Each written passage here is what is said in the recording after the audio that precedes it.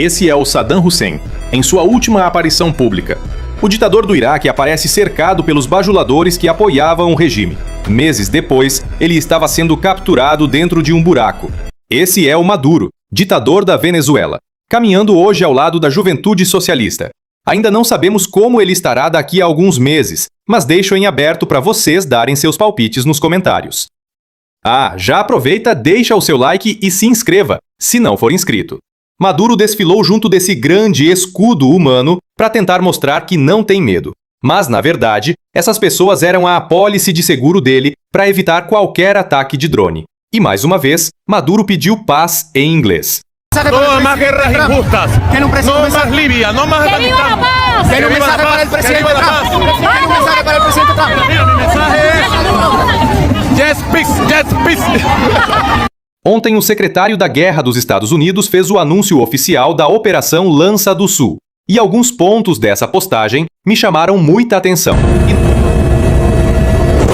A América acordou em modo de guerra.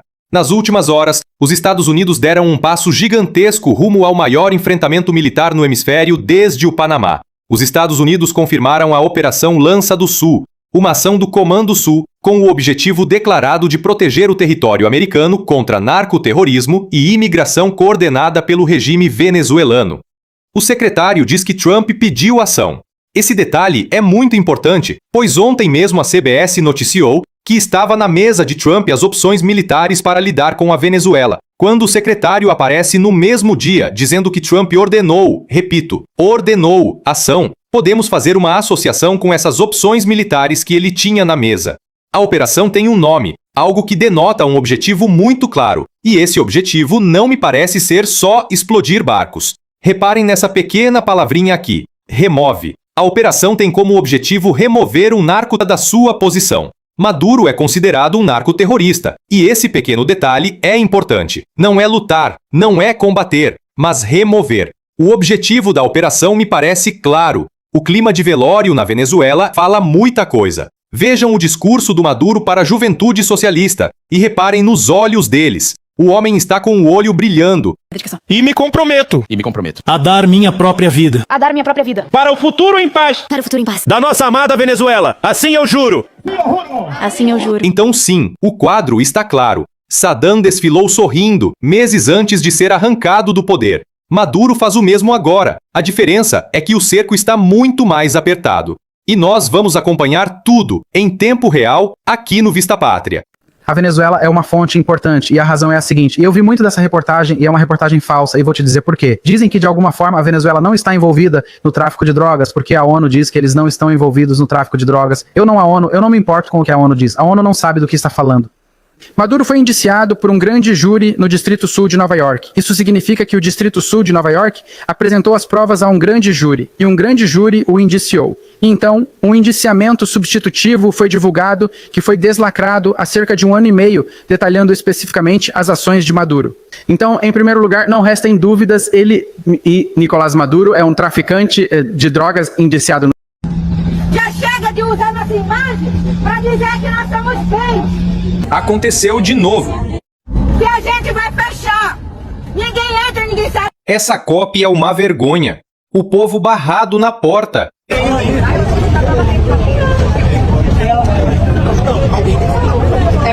Everybody here can't come into the court because the federal police seems to be blocking people from coming into the court. They're about to open it now. Água.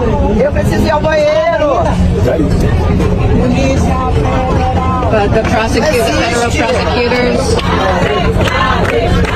Enquanto o exército bloqueia a manifestação de índios. Uma tribo indígena liderada por uma índia militante achava que conseguiria falar com Lula, mas acabou caindo na realidade. E enquanto os índios protestam, os ambientalistas ficam prensados na entrada do evento. O Lula, em um único evento, conseguiu esculachar índio e ambientalista ao mesmo tempo. Até esporro da ONU, o governo brasileiro já levou, por conta da falta de segurança e estrutura do evento. E já chega de usar a nossa imagem para dizer que é sustentável. De bioeconomia que está matando nossa floresta. Já chega de usar nossa imagem para dizer que nós somos bem. que nós não temos saúde na nossa aldeia, que não tem educação, que o nosso rio está contaminado com mercúrio, que o nosso espécie está contaminado pelo mercúrio por conta do garimpo. O Estado está matando a floresta, destruindo para colocar ferrovia, hidrovia, portos, para essas empresas internacionais chegar. A gente não quer mais vocês aqui enquanto o Lula não vem falar com a gente. Se ele é um presidente que fala com os melhores, o chefe do Estado, precisamos nos ouvir também aqui no chão, aqui no estado do Pará. Belém é onde está acontecendo a sede. A gente está reivindicando, porque a gente não está sendo ouvido. Desde quando iniciou que a Copia está aqui em Belém, aqui na Amazônia, a gente achava que nós ia ter mais espaço para conversar com o presidente. O que a gente viu durante esse ano foi acordo. Agora, por último, foi acordo com decreto, né, 12.600, que foi a privatização do Rio Tapajós, Rio Madeira e Rio Tocantins. Isso, quando se vende rios, está vendendo nossa alma, está vendendo o nosso corpo, o nosso mundo espiritual. Os brancos, eles não entendem o que significa o rio pra gente. Os brancos, eles não sabem o que significa espiritualidade, locais sagrados. Mas a gente sabe, e a gente está sofrendo isso na pele. Acordo com o petróleo, isso não favorece as mudanças climáticas. Mineração não favorece as mudanças climáticas. Mas projetos de lei para fazer o desmatamento não favorecem a mudança climática. Nenhuma empresa está preocupado com os povos indígenas. Nenhuma empresa está preocupada com o rio, com a floresta. Estão preocupados de entrar dentro das nossas terras. Isso sim, eles estão preocupados. Isso sim, eles estão preocupados de nos tirar, nos dividir, de colonizar nossas mentes com o dinheiro que eles vêm oferecendo, como se diz que nós estamos preservando. Há anos nós estamos preservando. Se hoje existe floresta nas terras indígenas, é porque nós já estamos há muitos anos defendendo a nossa floresta. E ainda mais, a gente está pedindo a demarcação há anos. São 525 anos. Mas até agora, o que a gente vê são acordos. Até agora, o que a gente vê é negociação com as nossas terras, sem a nossa consulta livre, prévia e informada. O próprio presidente Lula viola nossos direitos. O próprio presidente Lula está negociando sem nos ouvir. A gente nem espera nada do governo, né, do governador Helder Barbalho. A gente já espera de tudo, porque a gente sabe quem são eles. Mas a gente tem que ouvir o presidente Lula, mas também que tem nos ouvir. Porque ainda é surdo e cego, porque ainda não sentiu o que nós estamos falando. Ele ainda não ouviu o que nós estamos falando. É esquerdista estragando evento de esquerdista. CPMI do INSS prendeu 10 ladrões do INSS hoje. Isso mesmo, 10. Entre eles, o próprio presidente do INSS durante o governo Lula. Parece que dessa vez não vai acabar em pizza. Entre os presos estão figuras centrais desse enorme esquema de corrupção, como os empresários Antônio Carlos Camilo Antunes, o famoso careca do INSS, e Maurício Camisotti, apontados como articuladores de fraudes milionárias que drenaram dinheiro do trabalhador brasileiro. E hoje, durante a CPMI, tivemos uma cena inacreditável. Um depoente que se recusava a responder às perguntas acabou descobrindo pelo próprio relator que o pai dele tinha acabado de ser preso. Quero lamentar e lhe informar. O seu pai acaba de ser preso. A expressão dele dizia tudo. Pessoal, já deixa o seu like e se for novo aqui no Vista Pátria, se inscreva, e é impressionante como o governo Lula está sempre envolvido em algum escândalo de corrupção. E ainda tem gente que defende. Agora vamos ver a fala do presidente da CPMI. O presidente da CPMI explicou toda a operação, que foi autorizada pelo ministro André Mendonça, e detalhou como os sindicatos estariam sendo beneficiados por pessoas diretamente indicadas por Lula. Quem poderia imaginar, né? Hoje, a operação colocou na cadeia o núcleo principal de todos os desvios do INSS, da quadrilha que tomou de assalto as aposentadorias brasileiras. Aqueles que estiveram na CPMI debaixo de habeas corpus, que garantiram a eles silêncio em vários momentos, agora terão de revelar a verdade, ainda mais presos.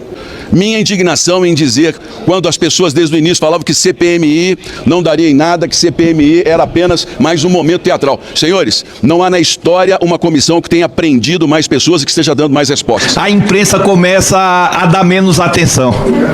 E pelo trabalho da CPMI, hoje o STF está começando a dar uma grande resposta à população brasileira, principalmente às vítimas. E houve a matança. A operação, eu acho que ela foi desastrosa. Lula está desesperado, e o motivo é simples. Mais de 100 integrantes do Comando Vermelho foram abatidos em combate. Sim, mais de 100 narcoterroristas neutralizados pelas forças de segurança do Rio de Janeiro. Mas, em vez de aplaudir o trabalho da polícia, o que Lula faz? Ele se desespera. Monta uma força-tarefa para incriminar os bravos guerreiros que arriscaram a própria vida para libertar o povo do domínio do crime. Nós estamos tentando essa investigação. Nós, inclusive, estamos tentando ver se é possível os legistas da Polícia Federal participarem do processo, sabe, de investigação da morte, como é que foi feito. Vamos ver se a gente consegue fazer essa investigação. Porque a decisão do juiz era uma ordem de prisão. Não tinha uma ordem de matança. E houve a matança. Sabe, eu acho que é importante a gente verificar em que condições ela se deu. O dado concreto é que a operação, do ponto de vista da quantidade de mortes, as pessoas podem considerar um sucesso, mas do ponto de vista da ação do Estado, eu acho que ela foi desastrosa. É isso mesmo que você ouviu. O governo federal está mais preocupado em proteger bandidos do que proteger o cidadão. Antes de continuar, já aproveita e deixa o seu like, se inscreve no canal Vista Pátria e compartilha esse vídeo. Porque a verdade que a grande mídia tenta esconder, a gente mostra aqui. Lula está tão desesperado com o sucesso das operações que ele começou a agir pessoalmente para tentar sabotar a polícia. Enquanto o Rio de Janeiro vive uma guerra real contra o narcotráfico, Lula quer travar as ações, quer impedir o avanço das forças de segurança. Por quê? Porque o resultado das operações desmonta toda a narrativa da esquerda. Mostra que, quando há vontade política e apoio ao policial na ponta, o crime recua. E o medo, finalmente troca de lado. Mas isso é tudo que o sistema não quer. Um povo sem medo, um Estado com autoridade e uma polícia com moral elevada. E aí vem o melhor. Lula achava que poderia contar com o apoio de Alexandre de Moraes, mas o tiro saiu pela culatra. O governador Cláudio Castro transformou o que seria uma reunião de intimidação num verdadeiro tribunal de fatos. Ele não gritou, não bateu na mesa. Foi lá e mostrou provas, mostrou vídeos, mostrou os registros das câmeras corporais. E quando as imagens apareceram, o clima mudou. O ministro, que chegou ao Rio com a postura de quem daria uma bronca, saiu calado, sem coletiva, sem discurso, sem holofote. Sabe por quê? Porque não há argumento contra fatos. E o fato é, a polícia agiu dentro da lei, com técnica e salvou vidas. Às vezes parece que a ida do Alexandre de Moraes ao Rio poderia ser descrita talvez como alguém que faz questão de atravessar a rua para pisar numa casca de banana. Certamente, William, mas quando ele chegou lá, ele já tinha em mãos também os dados que mostram que a maioria da população, não só do Rio de Janeiro como do país, apoia a operação. Quando ele tomou a decisão de ir e fez os questionamentos ao governo do Rio de Janeiro, ele não tinha esse dado. Então a operação é na terça-feira, acho que na quarta-feira a relatoria cai com ele, ainda não havia uma percepção. Aquele momento inicial, estamos falando de menos de uma semana atrás, ele era um momento de... Nós, inclusive, analistas tentando entender, né, os repórteres, a imprensa, os formadores de opinião, tentando entender o que ia acontecer. E ele também. E pelo passado, pelo histórico de operações parecidas, que não são a mesma coisa, mas que dão a entender que é a mesma coisa, chacina, Candelária, né, essas questões que... Alemão, né? Que, né, ali no Alemão. Então houve ali um proativismo do próprio ministro Alexandre de Moraes de tomar a frente e falar, poxa, isso aqui é mais um escândalo nacional, é uma chacina.